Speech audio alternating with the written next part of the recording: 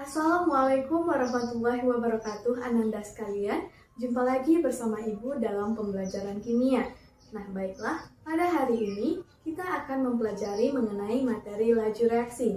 Adapun materi laju reaksi yang pertama yang akan kita pelajari adalah mengenai konsep laju reaksi. Nah, untuk lebih memahaminya, silahkan Ananda sekalian untuk menyimak materi dari video berikut.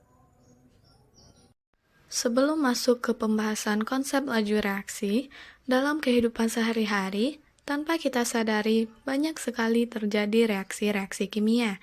Reaksi-reaksi kimia tersebut ada yang berjalan secara cepat dan ada juga reaksi yang berjalan secara lambat. Yang pertama, reaksi yang berlangsung secara cepat atau reaksi cepat contohnya adalah ledakan kembang api. Ketika kita menyalakan kembang api, maka dalam hitungan detik saja kembang api tersebut akan menyala. Kemudian yang kedua, reaksi yang berjalan secara lambat atau reaksi lambat, contohnya adalah peristiwa roti berjamur. Jamur pada roti tidak serta-merta muncul dalam hitungan jam. Biasanya, jamur tersebut akan muncul dalam beberapa hari kemudian, misalnya seminggu kemudian. Perhatikanlah beberapa reaksi berikut. Menurutmu, reaksi mana yang berjalan dengan cepat dan reaksi mana yang berjalan dengan lambat? Lalu, apa itu laju reaksi? Perhatikan ilustrasi reaksi perkaratan besi berikut. Besi berubah menjadi karat besi. Besi yang mula-mula ada, pasti lama-lama akan berkurang atau habis. Karat besi yang mula-mula belum ada, pasti lama-lama akan bertambah. Besi dinamakan dengan reaktan atau bereaksi, karat besi dinamakan produk atau hasil. Coba kalian perhatikan grafik laju reaksi berikut ini. Perubahan konsentrasi terhadap waktu. Di awal reaksi, konsentrasi reaktan itu pasti banyak jumlahnya, atau jumlahnya besar. Kemudian, seiring berjalannya waktu, konsentrasi reaktan itu akan berkurang menjadi sedikit. Berbeda dengan produk, di awal reaksi, konsentrasi produk itu pasti akan sedikit. Kemudian, lama-lama, seiring berjalannya waktu, dia akan semakin besar. Jadi, grafiknya seperti ini ya. Oke, jadi definisi laju reaksi itu ada dua. Yang pertama, laju reaksi adalah laju berkurangnya konsentrasi reaktan tiap satuan waktu. Nah, konsentrasi di sini ditandai dengan adanya tanda kurung itu ya. Laju reaksi juga didefinisikan sebagai laju bertambahnya konsentrasi produk tiap satuan waktu. Jadi, apa satuan laju reaksi? Satuan laju reaksi adalah M per S. Apa itu M? Masih ingat ya M? Di kelas 1 sudah kalian pelajari. Ya, molaritas, yaitu jumlah mol zat terlarut tiap liter larutan. S-nya adalah sekon atau detik. Coba kalian perhatikan persamaan reaksi ini, A plus B menjadi C plus D. Laju reaksinya dapat dinyatakan sebagai berikut. Yang pertama, laju A. Laju berkurangnya konsentrasi A per satuan waktu. Nah, ingat, A berada di sebelah kiri tanda panah, berarti A tersebut adalah reaktan, jadi dia berkurang. Rumusnya adalah VA atau laju A sama dengan min delta A per delta T.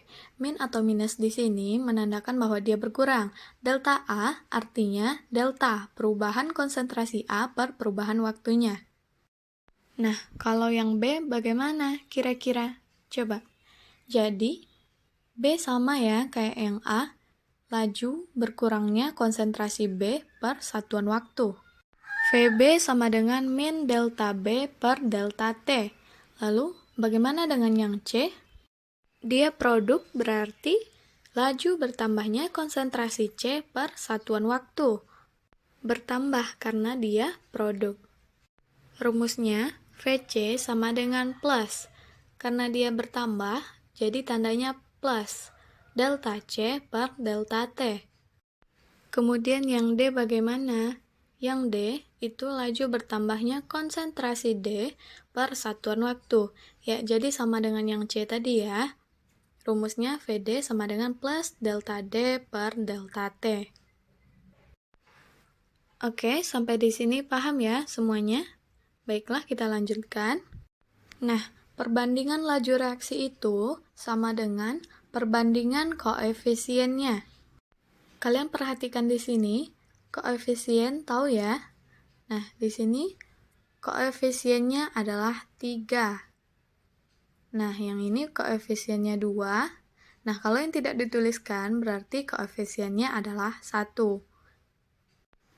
Maka, perbandingan laju reaksinya dinyatakan Vn2 dibanding Vh2 dibanding Vnh3 sama dengan 1 dibanding 3 dibanding 2.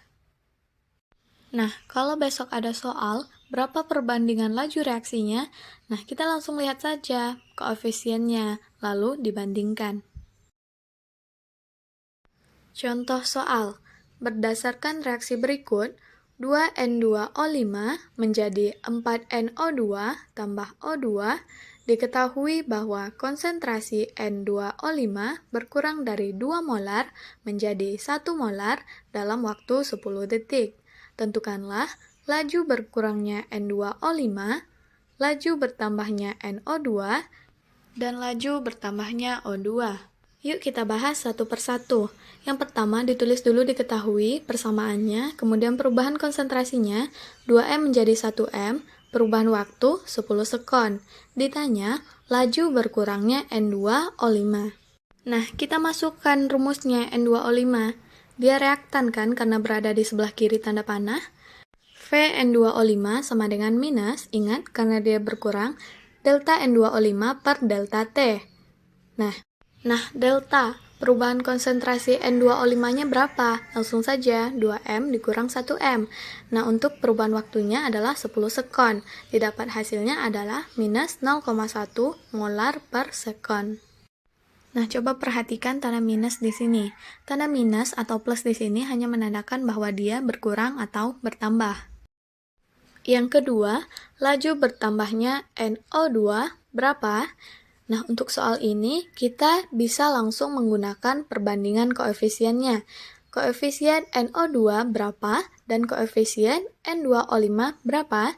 Nah, jadi koefisien NO2 itu ada 4 dan koefisien N2O5 itu 2. Jadi 4 per 2 dikali Vn2O5.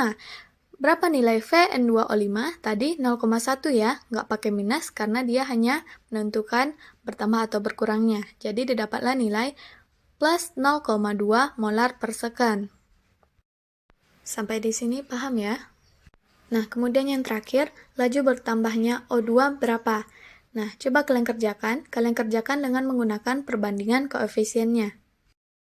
Baiklah, sampai di sini dulu materi kita pada hari ini. Semoga Ananda sekalian dapat memahami materi yang telah disampaikan tadi. Dan sekarang, silakan Ananda sekalian untuk mengerjakan latihan yang ada di ILKPD ini. Selamat mengerjakan!